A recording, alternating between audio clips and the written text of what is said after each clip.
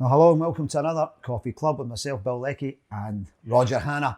And the big question, Roger, is in another massive week for Scottish football, can we get the right kind of fireworks from Celtic, Rangers and Hearts in Europe?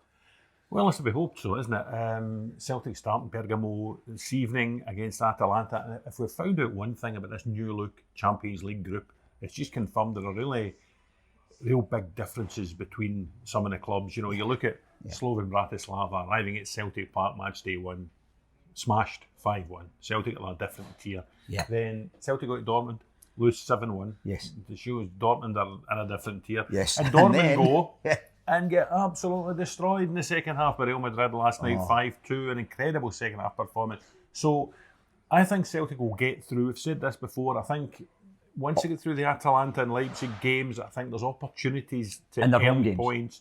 Yeah, and even in the one of that bank of 3 games with Zagreb, Young Boys, and Bruges. Yes. There's opportunities there for Celtic to get points because in the tiering system of this Champions League, Celtic are probably a tier above those 3 teams. Yes. I feel there may be a little bit more pain to come first though in Atalanta and Leipzig. And that's the thing. I'm sure that in the big picture, they would happily trade off any Celtic fan, any Celtic player. Brendan Rodgers, definitely the people in the boardroom, would trade off a few painful nights away from home to get 10 points at home that take them into the playoffs. Yeah, and that has to be the aim for Celtic. Brendan Rodgers said it at the start. If you can get into that little group between 9th place and 24th place, get you a playoff. Which is a big group to get into. There's a lot of leeway in there. Absolutely. And if you're in the 24 top teams in the Champions League, that's a step forward for Celtic. But at the same time, in isolation, the pain of 7 in Dortmund, don't want to preempt what's going to happen in Bergamo, but it's not going to be easy because they drew 0-0 at home with Arsenal, and Arsenal were stretched in that one. Brendan Rodgers at the weekend described them as the best man-marking team in the world. Yeah, and they won 3-0 at Anfield last season. Yeah. They were the only team to beat Bayer Leverkusen last season, 3-0 in the final when Ademola Lookman scored the hat-trick. Yeah. They're a quality team. They won again at the weekend, 2-0 at Venezia. They have quality right through the side. I would fancy them probably to beat Celtic tonight. It's not going to be a 7-1. I mean, I know some Celtic fans will travel to Bergamo with a degree of trepidation. Yeah, absolutely. I think Atalanta will win the game.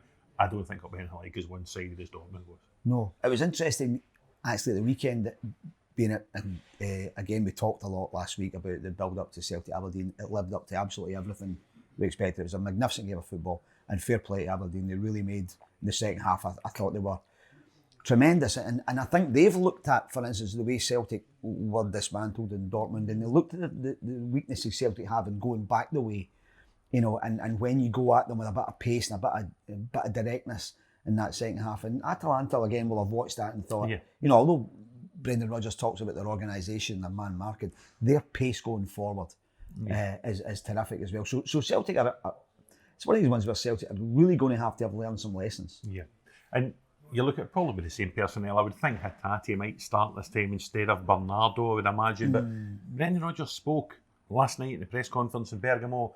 He's not for turning. No, he's not. There's not going to be the pragmatism that some Celtic supporters would like.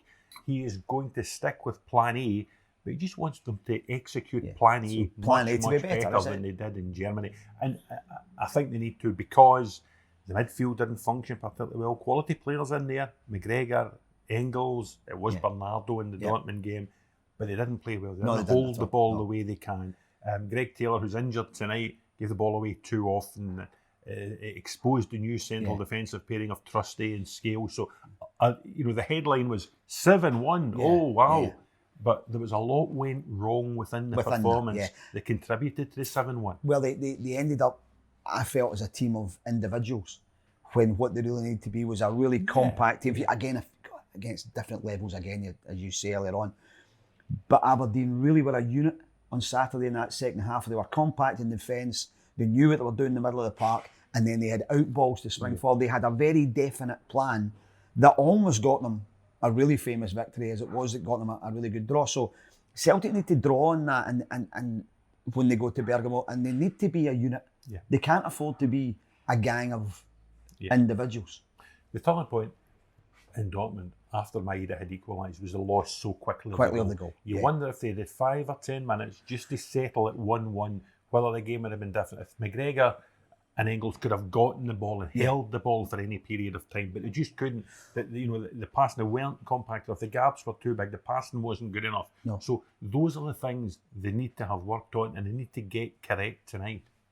And I think the same will apply tomorrow night to Rangers, because again against Lyon they lost the goal. They got back into the game, but almost immediately they were behind again. And at this level, these are the things. Maybe this is a pattern. Maybe this just shows where our top 2 clubs just aren't quite good enough to match a Lyon or a Dortmund or an Atalanta, whoever. But Rangers made those same mistakes that night, and against, I'm going to use old money, Steaua Bucharest, because I can't remember the initials, but Steaua Bucharest as were. Not as good a team, I think, as Lyon, but again, Rangers have to learn lessons and be better. FCSB are not as good a team as Lyon, but FCSB reserves, who the president Jacob Bicali says is going to play at Ibrox, they're not as good as the first team. No, that's true. So I think Rangers, a bit like Celtic, Dortmund, people realise Lyon are a better team. They've got better players. They can do that to the way Fofana, Cherky played that, and it was fantastic. I don't think Stoy are anything like that. Stoy reserves are certainly nothing like that. Do you think they will play the reserves, or is that a little bit of listen, I don't know. Romanian mind games? Absolutely not sure whatsoever. We'll find out tomorrow evening when you go along there, but there'll be no excuses this time for Rangers. The Rangers supporters, as you saw at Rugby Park on Sunday afternoon, are on the brink. Worrying times for Rangers, isn't it? It is worrying times for Rangers, and people quite rightly look ahead to Pittodrie next Wednesday night, which becomes the next big massive terrific game. They have a semi-final against Motherwell at Hampden the following Sunday.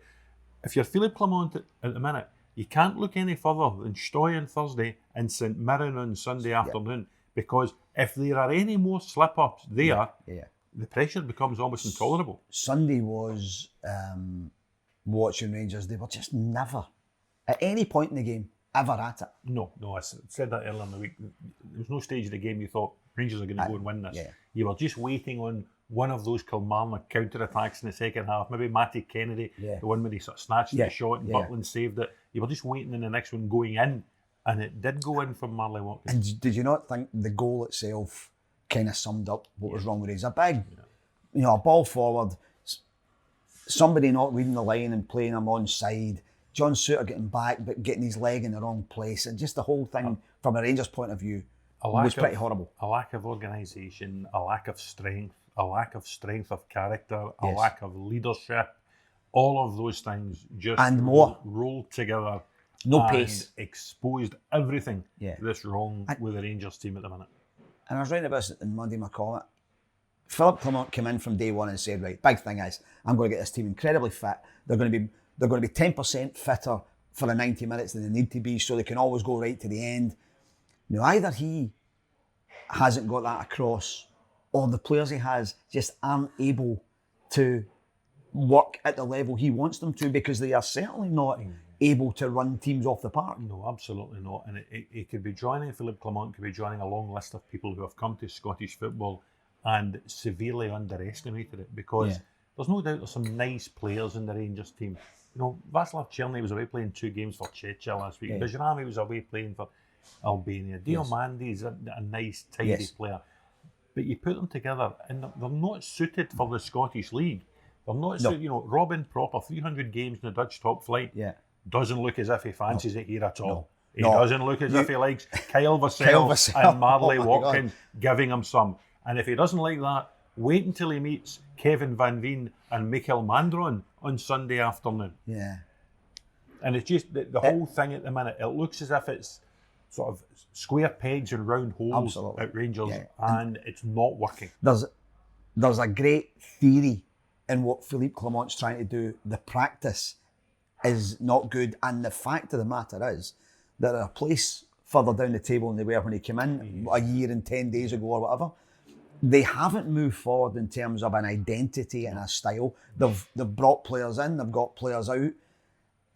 But, and I don't mean any disrespect by that, but when the fans are now saying, oh, it's great, Yanis Hadji is almost back, that'll change things. Scored for the B team last night, Danilo scored for the B team last night. I had a look on Sunday night it was, I think, the first anniversary of Clement's first game in charge. The Hibs game. 4-0 win against I was there, Hibs. yes.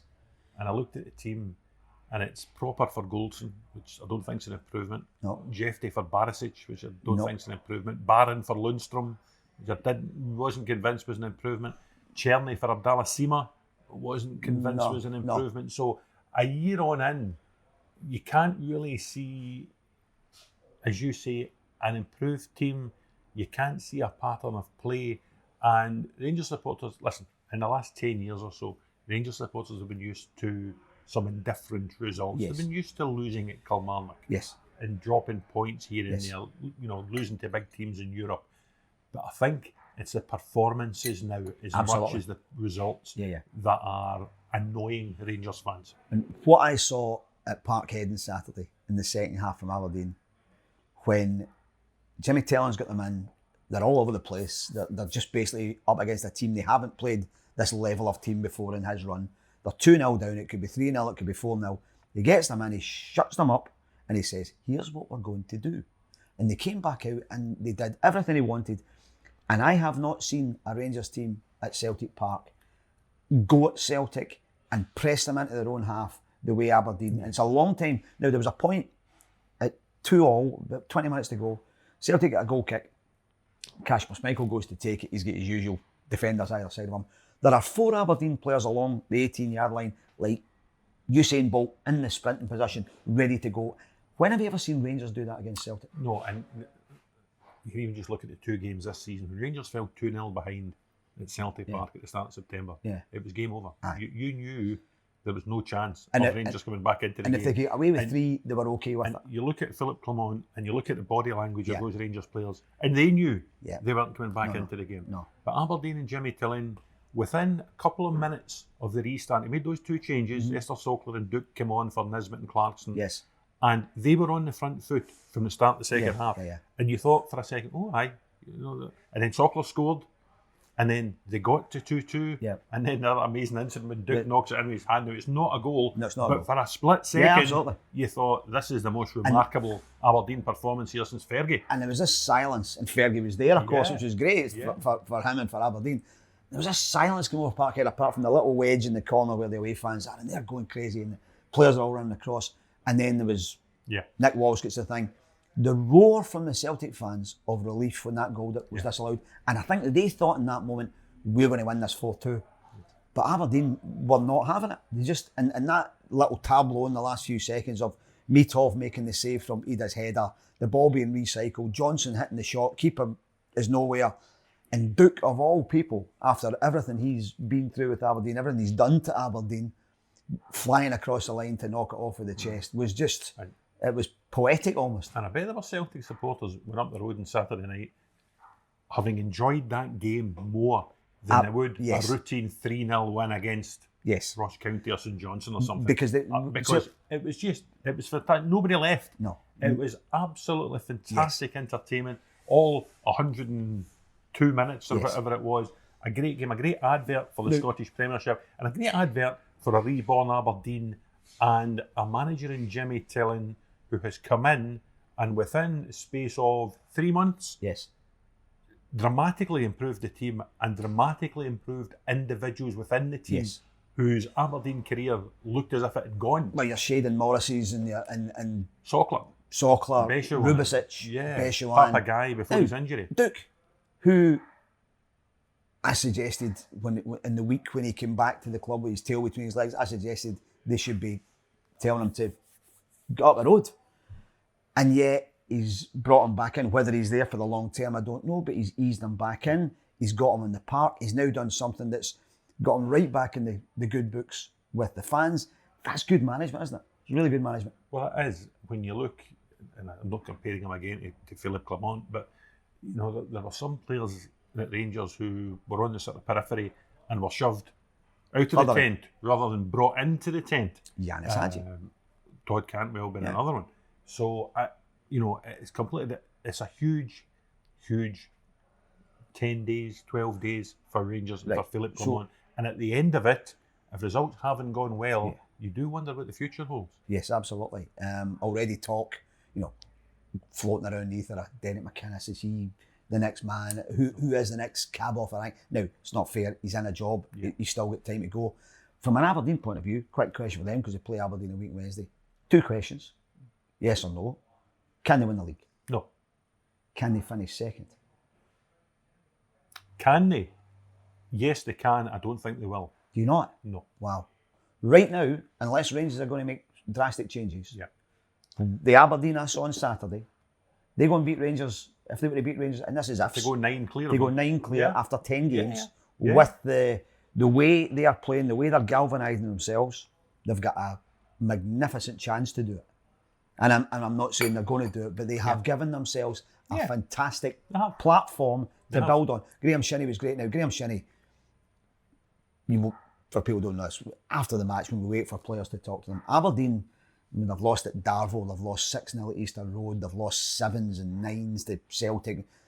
Graham Shinnie's a guy who always says, I'll go and talk to them, right? And he comes up and he never shirks it.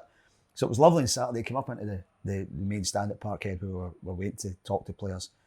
And we said, Graham, you've been up here after a lot of doing this. He says, this is quite nice. This is quite nice to come up and talk about something positive. And he epitomises what Tellin's doing. Because I would have said at tail end of last season, maybe the legs were going a little bit. Maybe we talked. I actually wondered last week whether he could cope with being run that way by Celtic. I also wondered when Jimmy Tillane signed Sivert Nielsen, if that was the end of Shinnie, if he was the Shinnie replacement, and it's turned out he's the Shinnie partner. Absolutely. And they just anchor that midfield and allow the front four to go. To go and play, So very impressive. Big game, which will be talked about next week, but it's again shaping up to be being a big midweek. Now, first win for Critchball at the weekend for Hearts in his first game. Neil Critchley gets a 4-0 against St Mirren. Stephen Robinson said it was because St Mirren didn't turn up. Hearts fans will tell you differently, but what a great boost for him going into their second Conference League game tomorrow. Omonia Nicosia of Cyprus at Tynecastle. Neil Critchley just benefited from what you always say, if you need a win, play St Mirren. Play St Mirren, exactly. Our colleague David Friel was at Tynecastle, said Hearts were terrific. You see that goal from Daniel Oyegoke. The first goal that Kenny Vargas finished, a terrific team goal as well. And they just look transformed. Although I'm not saying that's initially down just to Critchley. You know, they would get a boost from Liam Fox and winning the game in Azerbaijan against Dynamo Minsk before the break. They performed well at Pitaudry as well, albeit they lost 3-2, but they just clicked. And if they click again on Thursday night, they'll beat Omonia and get a second group win in the Conference League, which would be fantastic for Hearts. Considering where they've been this season. Considering where they've been. And then they can set focus on Easter Road, high noon, Sunday. What a game. I mean, we talked about Celtic Aberdeen last week. What a game of football Hibs against Hearts is after Hearts win 4-0 with a new manager. Hibs out, I mean, you were there at Tannadice. Hibs out Hibs in those last few minutes at Tannadice. The big picture, 8 games in, what price would you have got of Hibs and Hearts with the bottom 2 going into the first derby of the season? Very long odds. If Hearts are going that way, Hibs are going that way. Describe, Roger, you know, I've seen the highlights, but you've seen the whole thing. So it's 2-1 Hibs, 5 minutes to go. 2-1 up. Joe Newell 5 lets them minutes down. to go. They were okay. Joe Newell, who's been on a booking from very early, steams into that challenge. I think it was Lucas Stevenson. Quite what he's thinking, I'm not sure. I actually thought for a split second he was going to go away with it because Chris Graham, the referee, waved play on. United couldn't do anything with it. But he brought it back. Yeah. It was good refereeing. Booked him, second yellow.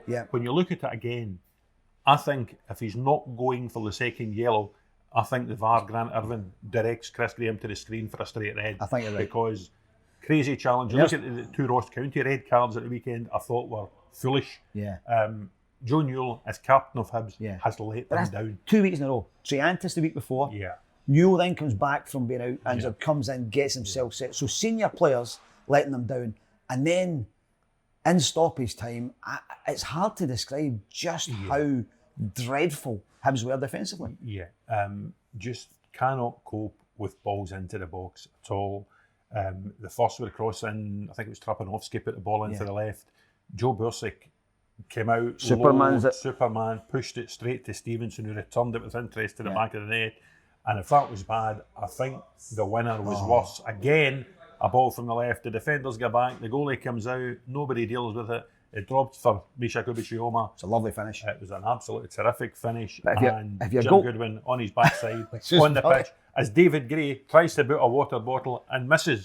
And it just summed up the chaotic nature of the game and the chaotic nature of Hibernian's season now. When Bursic comes out, if he's going to clean somebody out, clean out a centre forward. Yeah. Don't clean out your own centre half. Jim Goodwin's celebration is brilliant. He comes into you and his first thing he says is... You need washing powder. He's just brilliant. Now, Jim Goodwin has had a horrible time the last couple of years. The whole Aberdeen thing went wrong. He's now starting to pick up, which is good. And that, on Saturday, as good as it was for Dundee United. Yeah. I mean, for Hibs to then drop to the bottom of the league because Hearts have won 4-0, this derby becomes... Yeah. And actually pivotal probably in David Gray's Hibs career. Oh, without doubt. Absolutely without doubt. And we speak to David Gray tomorrow. I'll be interested in personnel news. Neil obviously is suspended after that red card. He lost 2 right backs at the weekend. Lewis Miller, really, it was one down in the corner. He smashed into advertising boards just before half time and then didn't return for the second half. Chris Cadden stepped back, went to right back and lasted 4 minutes and went off injured. So they finished with Warren O'Hara at right back, Egg Pateta, the Jack Iredale in for a debut at left centre back. It didn't look balanced. It didn't look comfortable. No. I think that contributed to what happened late in the game. I would like to see them start Dwight Gale because I thought he gave them something. He took his goal well. His movement's good. He's an intelligent player. He's a hugely experienced centre forward. He's a goal scorer, you know. And I think they need... I know he's not playing the way he's played in the last couple of years. He's had a difficult time with Australia and a lot of travelling. He only played second half at the weekend. They need to get Boyle in. They need to get Boyle because they need to stretch the game. Yeah, they need to get the ball away from their own half as often as possible. If they try and sit in, Hearts will beat them because they're not good enough to sit in. They're not. They need to try and have a plan to take the game to Hearts. And that's where Boyle comes in. That's where Boyle and Gale come in. And Junior Hoylett on the other side, look good at moments. You know, they do have players of a certain quality, you know. And of a certain age, to be fair, because if you look at Junior Hoylett and you look at Dwight Gale, and there's basically, you know, the thick end of 70 years between them. It's not O'Connor rather than Fletcher. And that's the thing, the Hibs have always had this lovely, youthful enthusiasm, very Scottish thing about them. Yeah. And it's a kind of worrying place they've got to where they're saying, oh, who's out there out of contract? Dwight Gale, 34, bring him in. Junior Hoylett, he played at Aberdeen, he looked all right, let's bring him in. Yeah. And it's a very worrying, and then I think what really would get you if you're a Hibs fan, and I get emotionally pent up and up about it, and I don't care whether Hibs win or lose, but no matter who plays in goals, no matter who plays centre half, no matter who plays centre midfield, they do the same things wrong season after season. Yeah, I find it baffling. Without doubt, we ended up talking in the office on Monday about Ollie Gutskallsson and Eve Makalambi. Ollie Gutskallsson described one day when he dropped across by manager Jim Duffy as a drunk man chasing a balloon. So they do have a history of goalies that they prefer well in their history. Yeah. And I hope Joe Bursik doesn't come into that category. I wonder what his confidence will be like going into a game this season. You've seen a few Premiership teams, you know, John McCracken left out with Dundee at the weekend for Trevor Carson. Robbie McCrory didn't immediately get back into the Kelly team. Xander Clark's out of the Hearts team. You wonder if David Gray might look at Bursic and think it's time for Jordan Smith. Well, Joe Bursic had a tremendous youth career. Young kid at Stoke, played for England in the Youth World Cup and looked as if he was going to be probably the next Jack Butland to come through that sort of system.